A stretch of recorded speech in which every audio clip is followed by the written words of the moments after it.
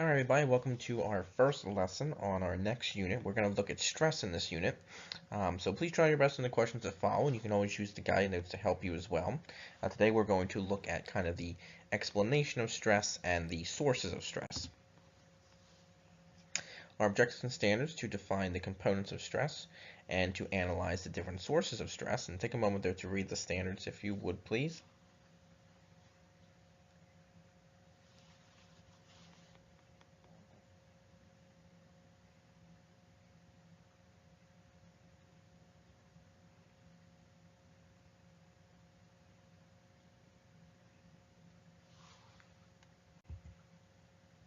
And our desired result is how is stress created? So what causes stress?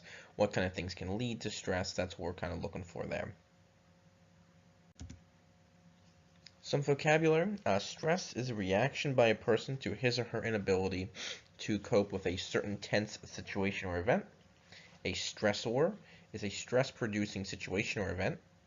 Stress reaction is the body's response to a stressor. Distress is stress that comes from, that comes from acute anxiety or pressure.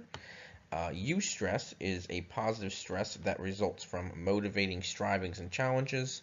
And conflict situation is a person must choose between two or more options that tend to result from opposing motives. And again, they might seem confusing right now, but we'll go over a little more clearer in the lesson. So elements of stress. So there are times that events or situations can cause us to feel stress.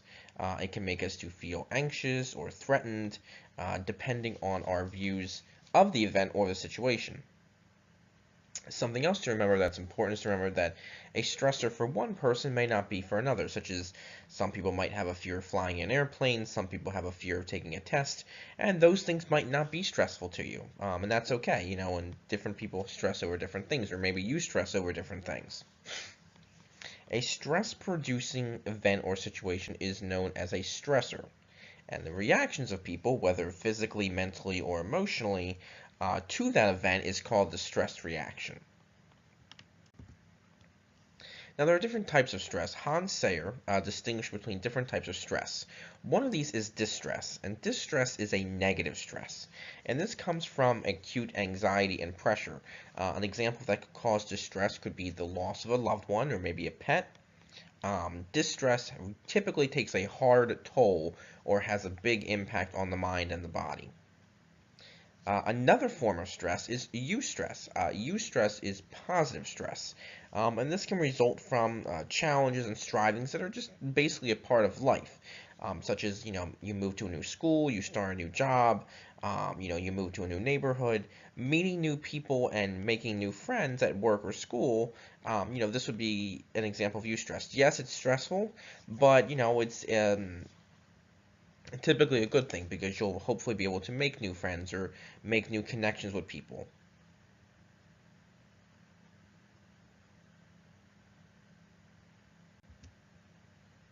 So analyzing situations. Different understandings and analysis of situations can also cause stress.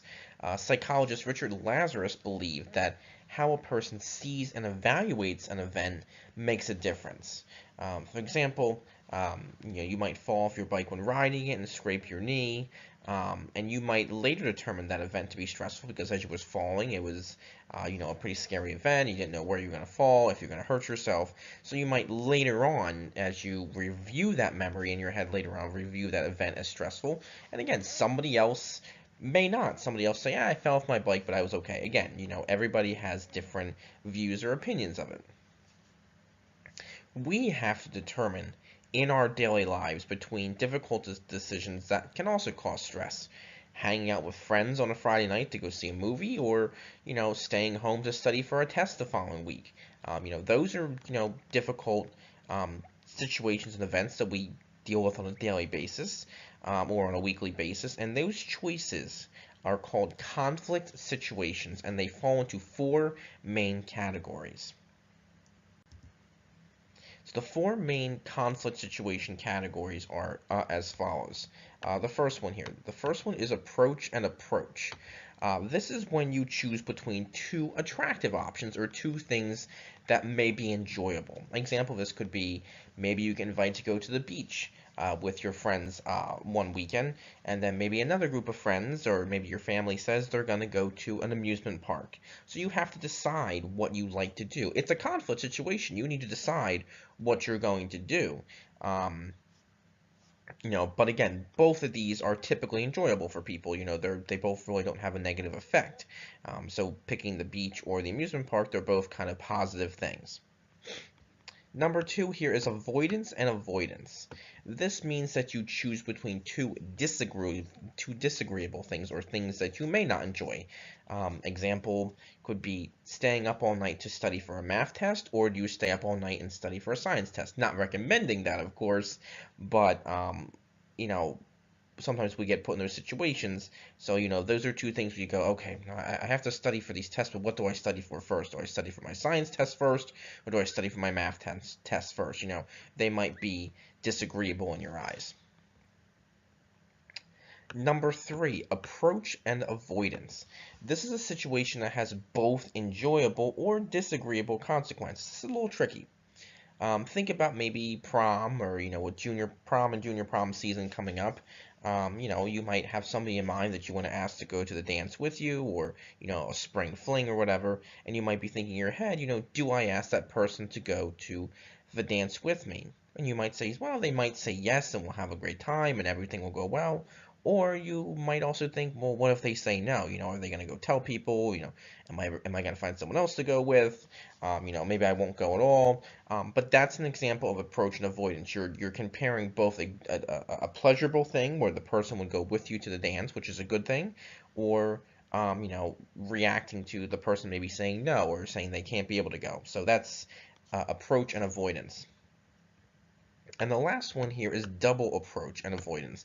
This is one that people deal with a lot too. Choosing between multiple options, all that can have their own pleasurable or disagreeable aspects. An example of this would be, let's say you're supposed to hang out with your best friend on a Friday or Saturday night, and your friend says to you, I'm going to call you. I'll give you a call, when I'm free or when we can hang out, and, you're sitting at home, you're waiting for your friend's phone call, you're waiting, waiting, waiting, the night's kind of going by, and then, maybe one of your other friends calls you or texts you and says, hey, what are you doing? You want to come out with us? We're going to go to this restaurant, or we're going to go to the mall or whatever, or we're gonna hang out at this person's house. Um, you know, your choice then is, do you stay home and continue to wait for your best friend's phone call, or do you go out with your other friends? You might say, well, Mr. Sweeter, those are both two agreeable things. They are, but the problem is that you would maybe be upsetting a certain person one way or another. Okay, so in other words, if you go out with your other friends and you don't wait for your best friend to call, maybe your best friend becomes angry with you. So you worry about that. You don't want your best friend to become angry with you, so that's on your mind.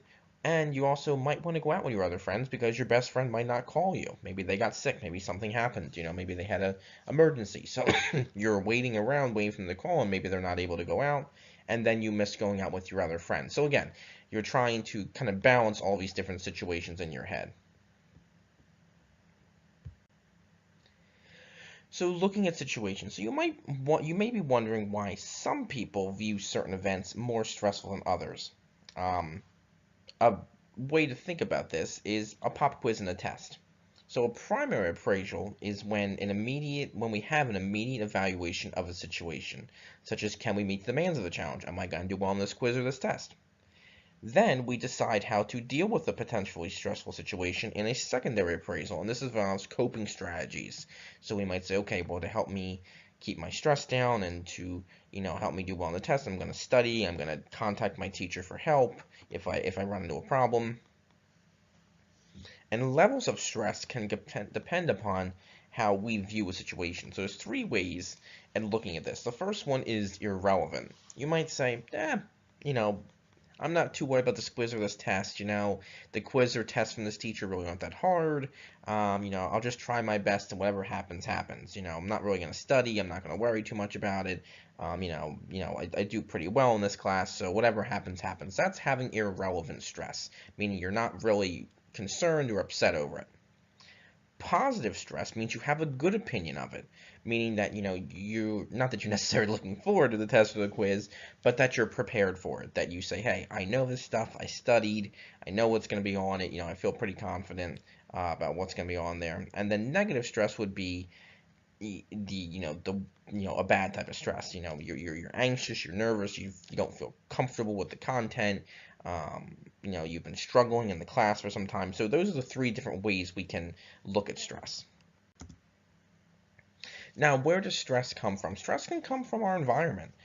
There are many environmental conditions that can cause us stress.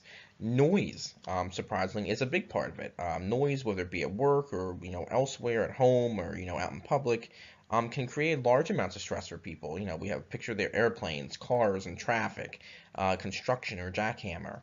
Um, these unpleasant noises or constant loud sounds can disrupt our learning or our focus. Also, tight living conditions or being crowded can also cause stress. There was a study done that said people who lived in an apartment building together, apartment complex together, sometimes that can be stressful, and I can kind of relate to that myself in a way, having past experiences with that. It can be stressful, when you're living in tight living conditions and things like that. It can be stressful, and maybe you can connect to that as well. So challenges of life changes. Everyone deals with major life changes throughout their life, such as marriage, new jobs, buying a house, and unfortunately the death of loved ones. Stress researchers will concentrate on how much different life changes impact stress. Now, a scale was developed by life-changing researchers Thomas H. Holmes and Richard H. Ray to measure the effects of 43 common life events for adults, and I'll show you that on the next slide. Each event was given a number of how much adjusting to that is required. Death of a spouse is at 100, which would be the most stressful, and you'll see that on the next page here, and etc. It is called the Social Readjustment Rating Scale, or SRRS. So here's the SRRS here. Again, the top one here, the value would be the death of a spouse. That's obviously a very serious life-changing event, very hard to readjust to. I know my grandfather passed away a couple years ago. My grandmother is still, uh, dealing with that and struggling with that. So it's a very stressful event that most people, have to go through eventually. And then you can see again, we have divorce, marital separation, jail term, death of a close family member. And you can take a look at these for a minute too while I'm going over it. But some of the lesser ones would be like changing eating habits, changing in the number of how many times your family gets together. Kind of in the middle here, let's see, trouble with your boss, your son or daughter leaving home. Some parents struggle with that. Like maybe your parents may struggle with that if you're planning on college or moving out soon, or you have, that's a real struggle for people, that people struggle with when their children leave the house and go off on their own. So again, you kind of see this is how they rank this here.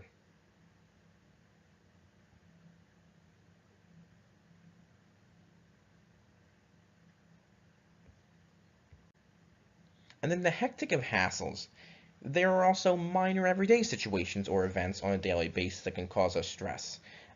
These are typically called hassles. You've probably heard that word before. Maybe your mom says it's a hassle to go do this or that, go grocery shopping or whatever. Examples for this could be being late for work or school, trying to find your car keys or your phone if you're running late. Um, Studies have shown that there is a connection between hassles and health problems. Even though they're not as serious, they can gradually affect our health and especially our mental health over time. But there's a counteractive to that. There are positive events or situations that are known as uplifts, and you've probably heard that word before. You can uplift somebody by seeing them or talking to them on the phone, whatever. So these can help reduce stress and improve health. Things like this would be meeting friends for lunch or doing well on a test. All right, so think about all the different things we've talked about how stress is created and what causes stress, and that will hopefully help you answer your question. All right, guys, take care.